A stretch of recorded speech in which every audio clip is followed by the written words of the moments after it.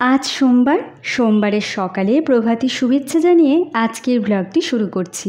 নমস্কার দর্শক বন্ধুরা, আমি পিয়ালি চলে এসেছি পিভি ব্লগ চ্যানেল থেকে। বড়দের প্রণাম এবং ছোটদের ভালোবাসা জানিয়ে আজকের ব্লগটি শুরু করছি।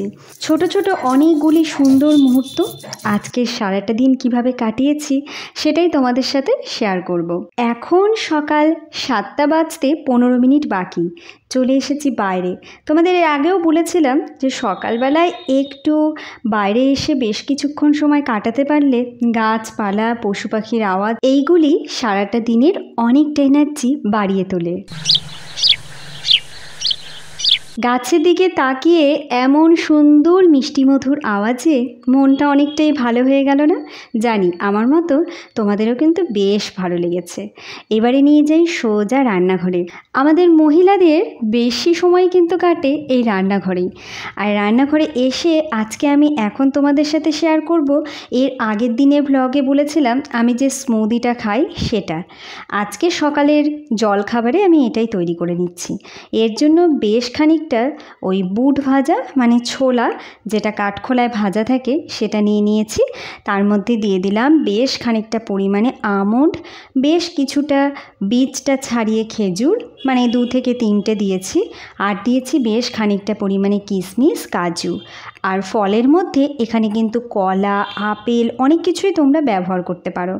আমার কাছে আজ আপেলটা ছিল না, আমি তাই কলাগুলোকে এরকম পিস করে দিয়ে দিলাম। এই সব কিছু একসাথে মিক্সিতে ঘুরিয়ে নেব। তবে বলে রাখি এর মধ্যে 1 কাপ দুধ তোমরা অ্যাড করতে পারো, আর দুধ না থাকলে অবশ্যই জলও দিতে পারো। অনেকেরই তো দুধ সহ্য হয় না, তারা অবশ্যই জল দিয়েও কিন্তু এই স্মুদিটা তৈরি করে নিতে পারো। আজ যেমন আমি দুধের ব্যবহার করিনি, জল দিয়েছি। তবে যেটাই দাও একটু আগে থেকে এটা ভিজিয়ে তারপরে মিক্সিতে ঘুরিয়ে নিও। ড্রাই ফ্রুটসগুলো খুব ভালোভাবে ভিজে একটু নরম হয়ে গেলে দেখবে খুব সুন্দর একটা স্মুথ পেস্ট তৈরি হয়ে যাবে। আর ওইদিকে তো দেখলেই ভাজা হচ্ছিল, ওখানে ছিল লাউয়ের খোসা এবং আলু, পেঁয়াজ দিয়ে একটু কালো জিরে, কাঁচা লঙ্কা দিয়ে ভাজা ভাজা করছি। ডিমগুলো বেশ গরম পড়েছে বলে ভাবলাম ফ্রিজে রেখে দিই। আমি না এমনি ডিম নিয়ে এসে প্রায় 10-15 দিন বাইরে রেখে দিই, তাতে কোনো অসুবিধা হয় না, মানে নষ্ট হওয়ার সম্ভাবনা থাকে না। কিন্তু বেশ কয়েকদিন ধরে এতটাই গরম পড়েছে এখন না আর রিস্ক নিতে পারছি না, তাই ভাবলাম ডিমগুলো একটু ফ্রিজেই রেখে দিই। মোটামুটি আজকাল 2 দিনের মতন ডিম বাইরে রেখে দিচ্ছি, আর বাকি ডিমগুলো সব ফ্রিজে ঢুকিয়ে রেখে দেব। কালকে অনেকগুলো কুচো চিংড়ি আনা হয়েছিল বাজার থেকে। আচ্ছা, কুচো চিংড়ি দিয়ে তোমরা কে কী খেতে ভালোবাসো অবশ্যই জানিও। কিন্তু আমার তো সত্যি কথা বলতে চিংড়ি মাছের ভর্তা ভীষণ প্রিয়, মানে ওটা হলে আর কিছুই লাগে না।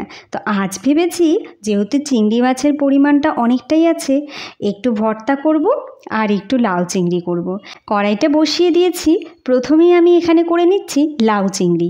এর জন্য একটু কালো জিরে আর একটু কাঁচা লঙ্কা, আদা বাটা ফোড়নে দিয়ে তারপরেই কুচি করে কেটে রাখা লাউটা দিয়ে দিলাম। আর চিংড়ি মাছটা না অন্য একটা কড়াইতে আগে থেকেই ভেজে রেখেছিলাম। এবারে পরিমাণ মতো লবণ হলুদ দিয়ে ভেজে রাখা চিংড়ি মাছটা দিয়ে ভালো করে নেড়ে চেড়ে ঢেকে রেখে দেব। যেহেতু লাউ চিংড়ি হচ্ছে, এটা তো বেশ সময় সাপেক্ষ ব্যাপার, অনেকটাই সময় লেগে যায় এই একটা রান্না করতে। তাই ভাবলাম এটা বসিয়ে ঢেকে রেখে দিই, অন্যদিকে বাকি রান্নাগুলো হয়ে যাবে।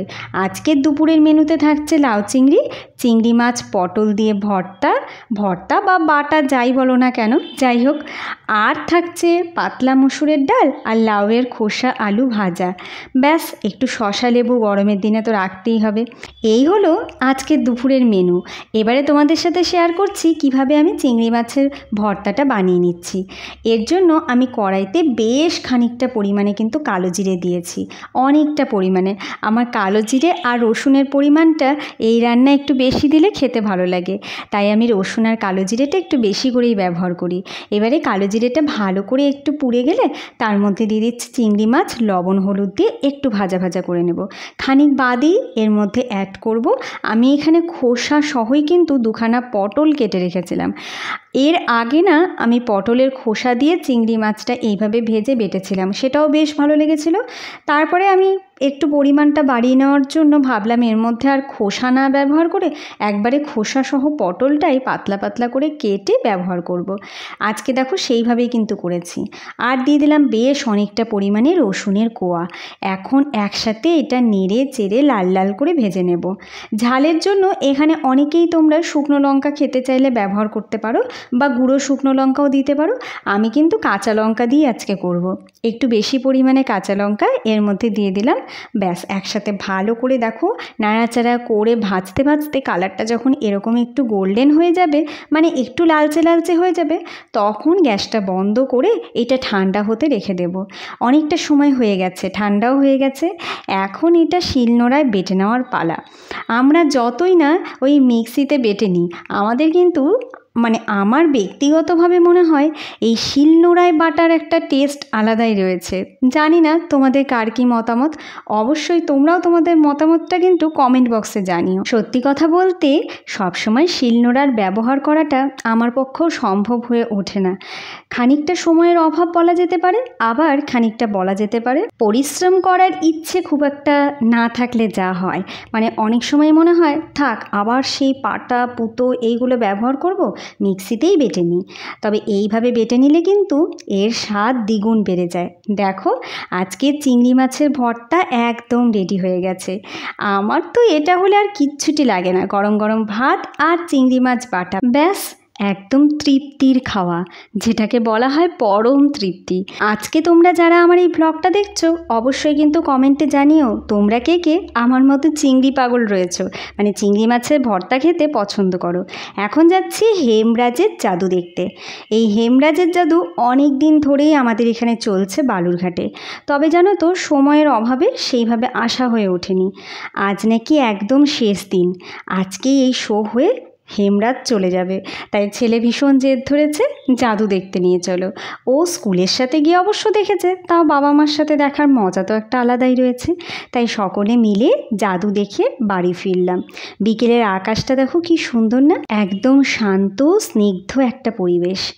আজকের মতো সময় শেষ, আসি তাহলে। খুব তাড়াতাড়ি দেখা হচ্ছে নতুন একটি ব্লগে। ততক্ষণের জন্য সুস্থ থেকো, ভালো থেকো।